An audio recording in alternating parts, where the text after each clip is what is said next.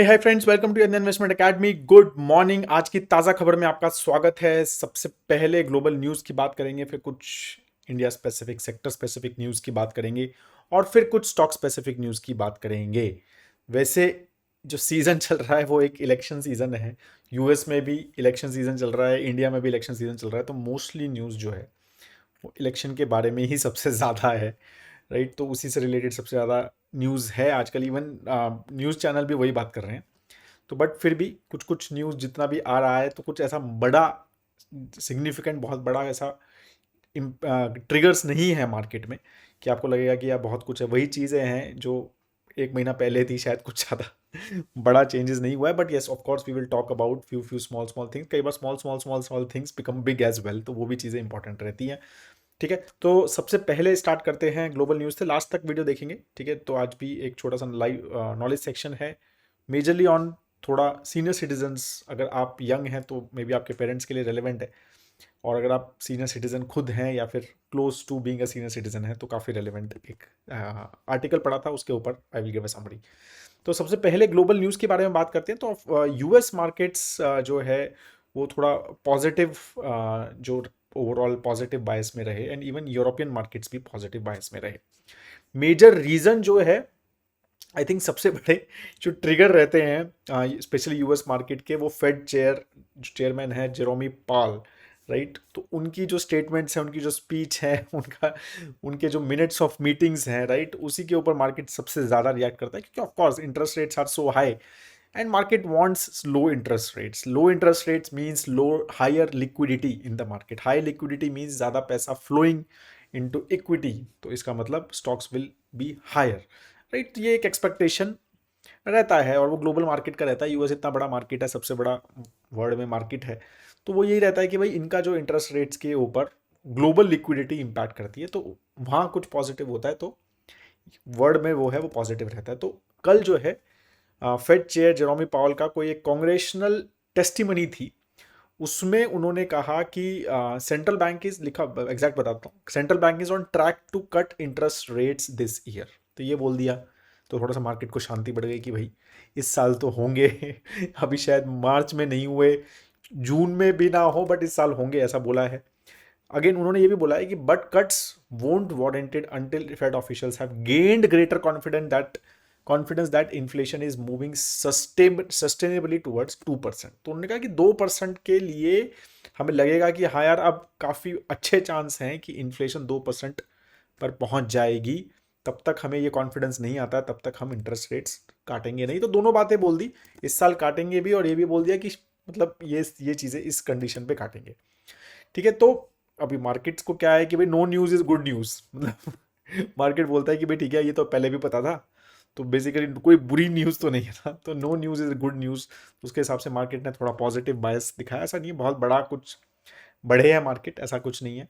तो वही 0.3 0.5 इस तरह के जो रेट, मतलब टिपिकली उसी रेंज में मार्केट्स जो हैं वो थोड़े बड़े हैं।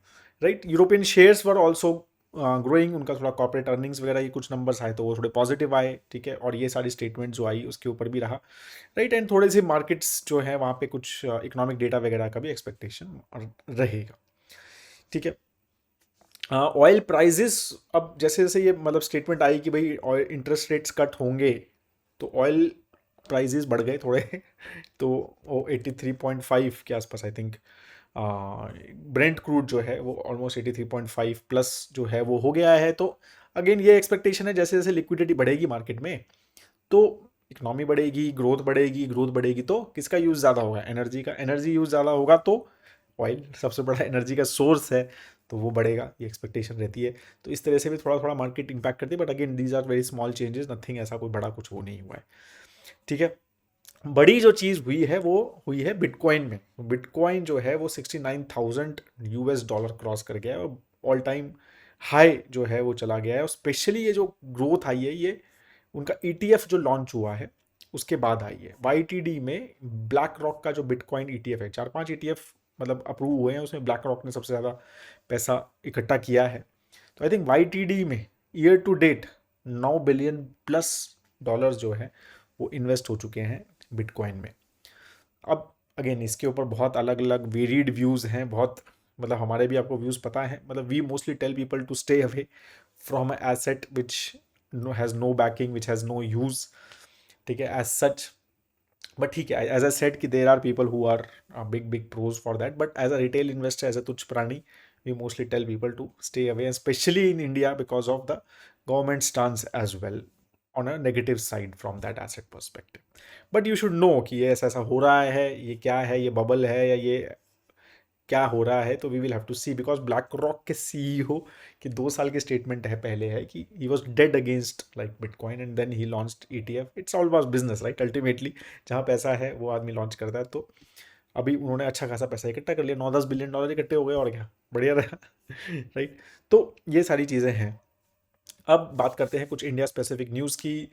तो जीडीपी फोरकास्ट सब रिवाइज कर रहे हैं, स्पेशली आफ्टर Q3 जीडीपी के नंबर्स। तो सब एनालिस्ट बैठे, भाई ये क्या हो गया, हमने तो कुछ और ही सोचा था, कुछ और हो गया राइट। तो सब अपने अपने फटाफट एनालिस्ट रिपोर्ट्स आ रही है कि भाई हम रिवाइज कर रहे हैं। तो क्रिसिल ने बोला कि भाई FY25 जो है, हमने 6.4% जीडीपी ग्रोथ इंडिया की बोली थी, हमें अब लग रहा है कि 6.8% होगी, ठीक है। तो उन्होंने 0.4% से बढ़ा दिया। इन्फ्लेशन नंबर भी उन्होंने कहा कि भाई सॉफ्टन ही रहेंगे, कुछ ज़्यादा दिक्कत नहीं लग रही है हमें, क्योंकि एग्रीकल्चर आउटपुट अच्छा आ रहा है जो फूड इन्फ्लेशन को कंट्रोल में रखेगा, और ओवरऑल कमोडिटी प्राइसेस जो है वर्ल्ड में वो एक डिसेंट लेवल पे हैं, तो उसकी वजह से भी हमें इन्फ्लेशन का कोई चक्कर लग नहीं रहा है, ठीक है। मैन्युफैक्चरिंग में उन्होंने ज़्यादा एक्सपेक्टेशन की है ग्रोथ की, उन्होंने कहा 9.1% का ग्रोथ हम एक्सपेक्ट कर रहे हैं मैन्युफैक्चरिंग में नेक्स्ट 5 to 6 ईयर्स में, 9.1% कंसिस्टेंटली राइट। और सर्विस में दे आर सेइंग कि that we are expecting 6.9% growth in India. तो इस तरह से उनका एक्सपेक्टेशन ओवरऑल है। इवन आरबीआई गवर्नर ने भी अपने एस्टिमेट्स रिवाइज किए, गवर्नमेंट ने भी किए। तो उन्होंने कहा कि भाई FY24 में we will be very close to 8% right. तो गवर्नमेंट का एस्टिमेट आई थिंक 7.6 का आया है, मतलब गवर्नमेंट का expectation in Q4 is around 5.5 5.7 इस तरह का कुछ एक्सपेक्टेशन है राइट। तो उन्होंने क्या कहते हैं, but RBI governor is saying कि अभी थिंक दैट वो उसके ऊपर ही आएगा, एंड 8% के close we should be in FY24 which is going to be big number right. तो वो चीज़ें उन्होंने बोला। उन्होंने ये भी बोला कि भाई नेक्स्ट ईयर FY25 में उन्होंने कहा कि मुझे जो लग रहा है, अगेन उनका अपना पर्सनल व्यू था कि मेरे को लगता है कि 7% तक हम ग्रो करेंगे। तो अभी क्रिसिल का जो 6.8 है, आरबीआई गवर्नर इज सेइंग कि 7% का growth rate we should expect in FY25। उन्होंने रीजंस भी दिए कि कम क्यों होगा। तो उन्होंने मतलब ऑफकोर्स ग्लोबल सिनारियोज, एक्सपोर्ट पे इम्पैक्ट, तो वो सारे रीजंस बेसिकली टिपिकली दिए हैं। इंडिया की डोमेस्टिक मार्केट पे एज सच कंजम्पशन पे कोई इम्पैक्ट नहीं है, एंड मोर फिजिकल, उन्होंने कहा कि खर्चा भी थोड़ा शायद ज़्यादा होगा इस साल because of obviously election and everything, उसका भी उन्होंने थोड़ा बहुत इम्पैक्ट लिया है। तो ये सारी चीज़ें रही है। एक इंटरेस्टिंग न्यूज़, मतलब आई वॉज लुकिंग एट कि 8 NBFCs इंडिया में right, they are planning to raise almost $2 billion, मतलब ऑलमोस्ट, मतलब कितना, 16-17 हज़ार करोड़ रुपए through external commercial borrowings right. तो मतलब Indian firms raising money in abroad, 16,000-17,000 crore रुपए का एक्सपेक्टेशन है। 8 NBFCs जो हैं ये कर रही हैं, और उन्हें एनबीएफसी उन्होंने मतलब आरबीआई के साथ फाइल किया है, जिसमें से REC, Tata motor finance, L&T finance holding and Shriram finance जैसी कंपनी जो है वो पैसा रेज करने का प्लान कर रही हैं फ्रॉम एक्सटर्नल होल्डिंग राइट। तो ओवरऑल दिस जस्ट शोज कि भाई Indian companies are getting a good deal, arbitrage, interest rate arbitrage is also decreasing.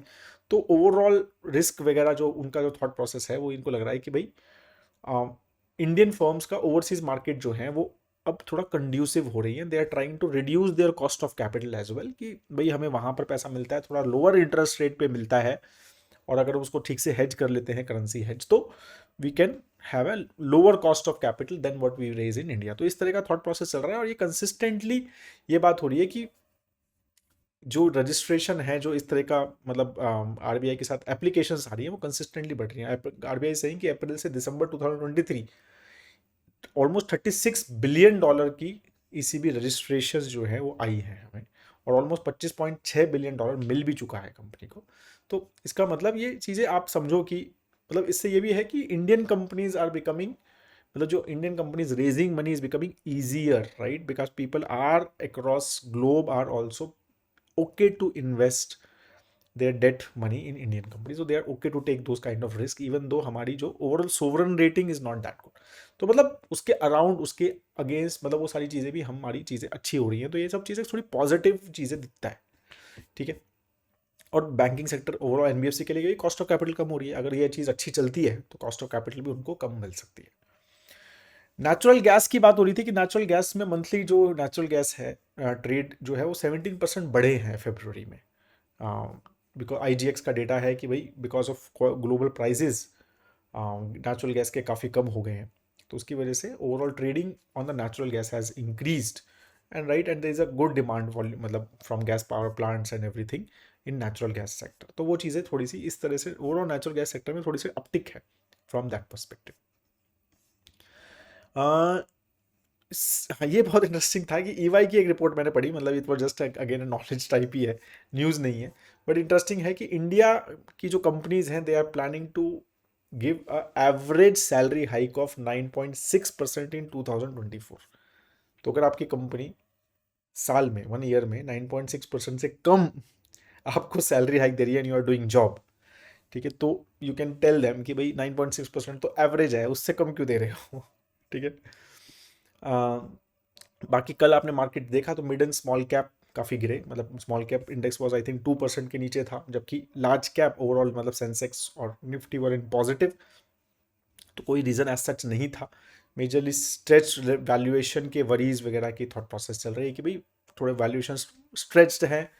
कुछ कुछ चीज़ें ये भी बोली जा रही है कि जैसे वो एम्फी का और सेबी का नोटिफिकेशन आया है to small cap and mid cap fund managers की स्ट्रेस टेस्ट करना है, चेक करो कि एकदम से बहुत बड़ा अगर रिडेम्पशन आता है आपके फंड्स में, म्यूचुअल फंड्स में, तो do you have those levers to do this. तो maybe I don't know, मतलब मे बी तो small cap and mid cap fund managers जो भी वो 35% की लिमिट की होती है, 65% ही रखना होता है, 35% उनके पास होता है वो चीज़ें चेंज करने के लिए, तो maybe they are selling those small and mid caps in that range और बाइंग लार्ज कैप्स, तो वो पॉसिबिलिटी है, नॉट श्योर, बट ऐसा मतलब ये चीज़ें भी थोड़ी मार्केट में आ रही हैं, ठीक है। बाकी कुछ स्टॉक्स के बारे में अगर हम बात करें तो कल मदरसन का जो स्टॉक है वो 6% गिरा, बिकॉज प्रोमोटर एक उनका वन ऑफ द प्रोमोटर है जो जापानीज कंपनी है SWS, राइट, तो उन्होंने अराउंड 4.4% स्टेक अपना बेचा, right, and they are saying कि and we want to even decrease मोर।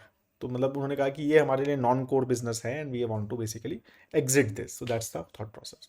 महानगर गैस ऑलमोस्ट 16% गया नीचे कल, obviously it is small mid cap और वो ओवरऑल मार्केट भी अच्छा नहीं किया, बट सिटी ने उसको डाउनग्रेड किया है टू सेल। उन्होंने बोला कि भाई this company is very much vulnerable to regulatory changes, क्योंकि गवर्नमेंट जो है वो बेनिफिट जो है कस्टमर को, जैसे कॉस्ट कम होती है अपनी नेचुरल गैस प्राइजेस की, तो उसका जो बेनिफिट है मोर एंड मोर कंज्यूमर को दे सकती है। अब कुछ कुछ ब्लॉक डील्स के बारे में बात करते हैं। तो एनएलसी इंडिया में government is planning to sell 7% stake, तो करंटली आई थिंक उनका 79% के आसपास का स्टेक है, तो 75% से ऊपर है, जो सेबी की गाइडलाइन है कि भाई 75% ही रहना चाहिए, तो उससे ऊपर है, तो उसमें वो basically they want to bring that below 75, तो 7% स्टेक जो है वो OFS, तो थर्सडे को बेसिकली नॉन रिटेल इन्वेस्टर्स के लिए ये OFS ओपन होगा। एंड सेकेंडली जोमेटो में भी ब्लॉक डील जो है हुई कल, 2.2% equity changed hand, almost 3,000 crore रुपए का, ठीक है, और मतलब एक्सपेक्टेड है कि एंड फिन जो कि अलीबाबा की कंपनी है they are likely to be a seller, क्योंकि अलीबाबा की दूसरी कंपनी अली पे सिंगापुर होल्डिंग ने भी 3.4% स्टेक बेचा था अभी नवंबर में, ठीक है, तो वो चीज़ चल रही है कि mostly they are cashing it out, और अभी वैल्यूएशंस भी गुड है, Zomato has given excellent returns I think in last 6-8 month, तो वो एक अच्छे नंबर पे भी है, तो आई थिंक मोर मतलब एसेट एलोकेशन चल रहा है बेसिकली कंपनीज का। थर्ड है Mahindra promoter. Mahindra's promoter are also planning to sell 0.8% stake for almost 1777, मतलब 1777 रुपए 77 करोड़ रुपए का जो स्टेक है they are planning to sell. Currently उनका ऑलमोस्ट 19.32% का स्टेक है, राइट, तो वो कम होके 18.57% का स्टेक जो है वो एक्सपेक्टेड है वो हो जाएगा। तो again these are all asset allocation techniques, right, कि भाई मार्केट अच्छा है, स्टेक मतलब स्टॉक बहुत अच्छा चला, राइट, कुछ लास्ट 6-8 महीने 1 साल में, तो थोड़ा बहुत चीज़ें निकाल लो। अब ये अच्छी चीज़ है, बुरी चीज़ है, but again we have to analyze, right? It is case to case analysis होता है, ये कुछ ऐसा नहीं बोलना चाहिए। ये टिपिकली एक बुल मार्केट में होता है, right? Promoters will sell some stake and then typically in the lean phase they will buy, and तो ये टिपिकली ये चीज़ें चलती है because of course they are insiders. ठीक है। तो हिंदुस्तान एरोनॉटिक का भी एक न्यूज़ आया था कि भाई उनका एक कॉन्ट्रैक्ट था जो कि लाइट कॉम्बैट एयरक्राफ्ट वो बनाते हैं, LCA, राइट? तो वो पहले कॉन्ट्रैक्ट 2700 करोड़ का था, अब वो उसको बढ़ा के 5077 करोड़ का कर दिया है। तो कॉन्ट्रैक्ट का साइज बढ़ा दिया है, तो थोड़ा सा उनकी और पाइपलाइन बढ़ गई है, वैसे उनकी बहुत बड़ी है। राइट। मैं जैसे बात कर रहा था आप तो शक्तिकांता दास जी की, RBI गवर्नर की, तो उनका एक मतलब अगेन पेटीएम पे भी एक कमेंट था, तो लोग कह रहे थे कि भाई आर यू अगेंस्ट, आज इज RBI अगेंस्ट फिनटेक्स? तो उन्होंने कहा कि भाई ये पता नहीं ये नरेटिव क्यों बन रहा है कि पेमेंट बैंक ऑफ पेटीएम पे एक बहुत ही स्पेसिफिक इश्यूज की वजह से एक्शन हुआ है, and we are not expecting कि 15 मार्च से हम डेडलाइन एक्सटेंड करेंगे। ठीक है। तो उन्होंने काफ़ी कैटेगोरिकली ये बोला है कि भाई we are very very much, मतलब ये स्टेटमेंट दी है कि हम बिल्कुल NBFCs के साथ हैं, we are very for NBFCs and we मतलब वी डोंट थिंक कि मतलब RBI इज अगेंस्ट NBFC। और वो चीज़ें थोड़ी बहुत मेरे ख्याल से छोटे मोटे और भी चीज़ें हुई हैं, कल आपको पता है IIFL फाइनेंस में भी हुआ है, एक और कंपनी में हुआ है, तो वो सारी चीज़ें भी बेसिकली थोड़ा सा मेरे को लगता है इम्पैक्ट लोगों को थोड़ा नेगेटिव उसका लगा, right? So that is all from the news perspective, major major ये हमारी सारी न्यूज़ थी आज की। और अब हम बात करते हैं नॉलेज सेक्शन की। नॉलेज सेक्शन एक्चुअली एक आर्टिकल है, तो मैं उसकी आर्टिकल की इमेज शेयर कर रहा हूँ यहाँ पे, मतलब ताकि लोगों को अगर एक्सेस करना है तो वो कर सकते हैं, क्योंकि ये आर्टिकल पूरा नहीं दिखा रहा हूँ, बट यहाँ पर जस्ट न्यूज़ शेयर कर रहा हूँ, राइट? तो बेसिकली क्या है ये article, it is for senior citizen. और बहुत इंटरेस्टिंग टॉपिक है इसका कि dying rich but not living rich. और मतलब man I am making so many financial plans, right? और काफ़ी ज़्यादा मतलब ऑलमोस्ट 25%, मतलब 1 in 4 जो फाइनेंशियल प्लान्स बनाता हूँ वो पीपल हु हैव रिटायर्ड या आर सीनियर सिटीजन्स टिपिकली उनके रहते हैं, राइट? तो ये टिपिकली ये चीज़ मैंने कुछ कुछ पॉइंट्स इसमें काफ़ी अच्छे लगे मुझे कि भाई सीनियर सिटीजन्स की टिपिकली हमारे फाइनेंशियल है, जो आप पढ़ेंगे तो आप आर्टिकल, और मैं बच्चा आपको समरी बता रहा हूँ, तो एक थोड़ी कंजर्वेटिव फाइनेंशियल हैबिट्स होती हैं, राइट? तो they prioritise savings over spending on personal wellbeing, right? तो वो सेविंग पे ज़्यादा फोकस करते हैं। तो ये चीज़ जो है ये, और उनकी इंटेंशन काफ़ी ज़्यादा रहती है कि यार एक लेगेसी छोड़ के जाएं अपने नेक्स्ट जनरेशन के लिए। ठीक है। ये बहुत मतलब I am seeing that this is still very prevalent, right? कि एक अच्छी लेगेसी दे के जाएं कि भाई मैं एक इतनी पैसे दे दूँ या इतना एक फ्लैट दे दूँ या एक घर दे दूँ अपने बच्चों को, ये तो ये टिपिकली एक मेंटालिटी रहती है, और उसकी वजह से दे प्रायोरिटाइज कि भाई हम ज़्यादा से ज़्यादा सेव करें और we can give a good legacy. तो वो एक चीज़ उन्होंने बोली है, और उसका मतलब साथ में लास्ट में भी बताया हुआ है। फिर सेकंड उन्होंने पॉइंट बोला है कि भाई there is a lot of emotional attachment to traditional investment still in, और ये मैंने भी देखा। और आज ही एक्चुअली मैं एक not senior citizen but one person I was talking to from a very small town, तो ये टिपिकली कि हम ना कुछ कुछ मतलब specially when we age, right, तो हम कभी कभी कुछ कुछ एसेट्स के साथ इमोशनली अटैच हो जाते हैं कि अरे यार ये घर तो जिसमें मेरा बच्चा पैदा हुआ था, ये तो इसमें ऐसा ऐसा हुआ था, इसमें मेरी फैमिली के नाम से है, ये मेरे मम्मी पापा ने मेरे को शादी में दिया था। तो मतलब we attachment on traditional investments, typically gold या रियल एस्टेट अगर स्पेसिफिकली देखा जाए, तो हम उसको इमोशनली अटैच कर लेते हैं अपने साथ, and then we complicate our financial assets and financial life, because those assets are typically very difficult to think, मतलब सेल, ठीक है, मैनेज एज वेल। ठीक है। और तीसरा वो चीज़ है कि जो हमारे बच्चे हैं, मतलब सीनियर सिटीजन्स के बच्चे हैं या फिर आगे नेक्स्ट जनरेशन है, they have a generational shift in investment preference, मतलब उनकी इन्वेस्टमेंट प्रेफरेंस बहुत अलग है।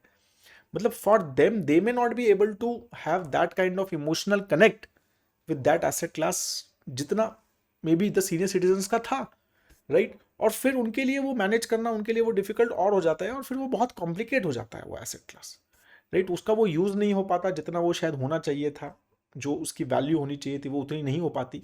तो वो बहुत कॉम्प्लिकेटेड चीज़ें, मतलब आई हैव सीन कि ये चीज़ें होती हैं कि हमारा एज अ सीनियर सिटीजन हमारा इमोशनल अटैचमेंट है, और नेक्स्ट जनरेशन का इन्वेस्टमेंट प्रेफरेंस एकदम अलग है कि हम तो स्टॉक्स में डालेंगे, म्यूचुअल फंड्स में डालेंगे, कई कई लोग तो क्रिप्टो में डालेंगे, राइट? तो ये चीज़ें काफ़ी डिफरेंट है, तो थोड़ा सा मुझे लगता है कि वी नीड टू चेंज। ठीक है। दूसरा क्या है, जैसे जैसे मतलब बहुत सारे सीनियर सिटीजन डोंट रियलाइज कि भाई जैसे जैसे आपकी एज बढ़ेगी, अब आप सपोज 55 में या 60 में रिटायर हो रहे हैं सपोज, तो एक सपोज 85 90 की अगर हम लाइफ एक्सपेक्टेंसी ले तो 20-25 साल में आपके खर्चे बहुत बढ़ेंगे।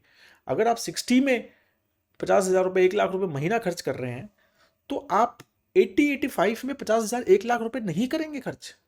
मतलब कल ही परसों मेरा एक रेगुलर इनकम हमारा पोर्टफोलियो है, तो उसके ऊपर एक मतलब there was a person who was saying कि सर ये तो मैं क्या कहते हैं आपके पोर्टफोलियो में डालूंगा, तो आप तो ये बोल रहे हो कि मुझे इतने पैसे, मतलब जो भी 50 लाख रुपीज़ का हमने एक एग्जांपल दिया हुआ है कि भाई आपको 50 लाख रुपीज़ में से ये 21-22-23 हज़ार रुपये महीना मिलेंगे फॉर नेक्स्ट 10-15 ईयर्स, और ये ऐसे ऐसे चलेगा, तो ये तो इससे ज़्यादा पैसे तो मुझे क्या कहते हैं पोस्ट ऑफिस सेविंग स्कीम में मिल रहे हैं। तो मैंने कहा कि यार वो इन्फ्लेशन एडजस्टेड नहीं है, what I am talking is inflation adjusted, right. तो ये चीज़ लोगों को नहीं समझता कि क्या इन्फ्लेशन, मेरे को तो इतनी ही चाहिए, मेरे को तो कभी भी शायद बढ़ेंगे नहीं। आप मैं तो मेरे को तो 30,000 रुपीज़ चाहिए सर हमेशा के लिए, मेरे पर नहीं बढ़ने वाला, मेरा खर्चा तो इतना ही है। People don't realize, right, financial strain, rising cost की वजह से आप देखो कैसे मेडिकल एक्सपेंसेस बढ़ रहे हैं, आप देखो कैसे ओवरऑल हमारे एक्सपेंसेस बढ़ रहे हैं, तो ये चीज़ हमें समझनी बहुत ज़रूरी है, right. Typically Indian parents have a significant portion, हम जो है ना अपने बच्चों की एजुकेशन के लिए खर्च करते हैं। मतलब वो भी चीज़ मैंने देखा है कि कभी कभी ओवर द टॉप हम चीज़ें मतलब स्पेंड करते हैं या फिर प्लान करते हैं एटलीस्ट, राइट। तो वो भी उन्होंने यहाँ पर बताई है, मतलब अगेन आर्टिकल ही पढ़ रहा हूँ मैं, but I also feel sometimes, not for every one but some of us, right, becomes little too aggressive, और उसकी वजह से क्या होता है कि हम अपना सेल्फ केयर को प्रायोरिटाइज कम कर देते हैं। हमारी जो हॉबीज़ हैं, हमारा जो समय है, जो हम कुछ कर सकते हैं, वो चीज़ हम प्रायोरिटाइज नहीं करते हैं। तो वही चीज़ है कि what they are saying कि it is need for prioritizing self care, right, it's important that you plan your retirement money very well। और उसके ऊपर ही हमारा मुंबई में जो हम सेशन कर रहे हैं, एक्चुअली ये सारे फीडबैक्स बहुत ज़्यादा मिले। जो हमारा अभी 16th को सेशन है which is almost full now, अगर आपने अभी भी शायद if you want to reach out to my team, तो मैं फिर भी लिंक डाल दूंगा, लेट्स प्लीज़ चेक कि अभी भी वो ऑन है या नहीं है। कल शाम को वी वर हैविंग डिस्कशन कि it is almost we are closing it, but यही चीज़ें बेसिकली हमें डिस्कस करनी है for people who are near retirement और हैव रिटायर्ड, राइट, यार who are near financial freedom, यार हैव फाइनेंशियल फ्रीडम अचीव हो गई है। तो ये जो पैसा हमने कलेक्ट किया है उसको how to manage that in a best possible way, कि जिससे अगर रेगुलर इनकम चाहिए तो रेगुलर इनकम भी अच्छी मिले, एक अच्छा ग्रो भी हो, रिस्क भी ज़्यादा ना ले, मैनेजमेंट भी ईजी हो, राइट। और तो मतलब सब चीज़ें हमारी, एक लिक्विडिटी भी अच्छी हो उसमें, हमारे सारे जो और भी गोल्स अगर कुछ हैं अबाउट फ्रॉम रेगुलर इनकम वो भी चीज़ें सॉल्व हो जाएं, राइट। तो वो सारी चीज़ें बहुत ज़्यादा ज़रूरी है, और ठीक ठाक हमें पता चले कि हम कितना खर्चा कर सकते हैं। कि कई बार ये भी बहुत बार होता है कि हम शायद ज़्यादा आराम से अच्छा जीवन जी सकते हैं उस पैसे से, लेकिन हमें लगता है कि वो ख़त्म हो जाएंगे, ठीक है। तो वो भी चीज़ें कई बार होती हैं, I have seen those things as well, कि पैसे एक्चुअली ज़्यादा हैं बट लगता है कि एटलीस्ट रिटायरमेंट के बाद ये नहीं नहीं यार कभी ख़त्म ना हो जाए, कभी बच्चों के लिए कुछ भी ना बचे, राइट। तो ये चीज़ें भी है, राइट। तो that's what this article talks about, very simple, very बहुत अच्छा इंटरेस्टिंग आर्टिकल है। मिस्टर पई जी ने लिखा है, तो मेरे को वैसे ही किसी मतलब ट्विटर में किसी ने शेयर किया था, तो I read it and I was very fascinated, मतलब मुझे बहुत अच्छा लगा। बहुत सिंपल लैंग्वेज में है, तो I think you should read it, और लिंक भी मैंने डाला हुआ है इसलिए यहाँ पर पेस्ट किया हुआ है ऊपर, तो आप इसके बारे में पढ़ें। तो अगर आप सीनियर सिटीज़न हैं तो आप पढ़ सकते हैं, नहीं तो आप अपने पेरेंट्स को ज़रूर पढ़ाइए, ठीक है, इन लॉज को, पेरेंट्स को, so that they get to know what exactly sometimes we make financial mistakes, और वो चीज़ें हमें नहीं करनी चाहिए। तो ये सारी चीज़ें बहुत इंटरेस्टिंग हैं, बहुत इंपॉर्टेंट है, right, to have a good life. तो let's not die rich, let's live rich, right. तो that should be the plan we should have, ठीक है। That is all I have a great time है दोस्तों, thank you so much for being with us, and इतना सब time देते हैं हमारे लिए, थैंक यू सो मच, ठीक है। और वीडियो को अगर अच्छा लगे तो लाइक ज़रूर करते हैं जाते जाते, और अगर फ्रेंड्स एंड फैमिली के साथ शेयर कर देंगे तो थोड़ा और अच्छा लगेगा। Have a great time ahead, जय हिंद।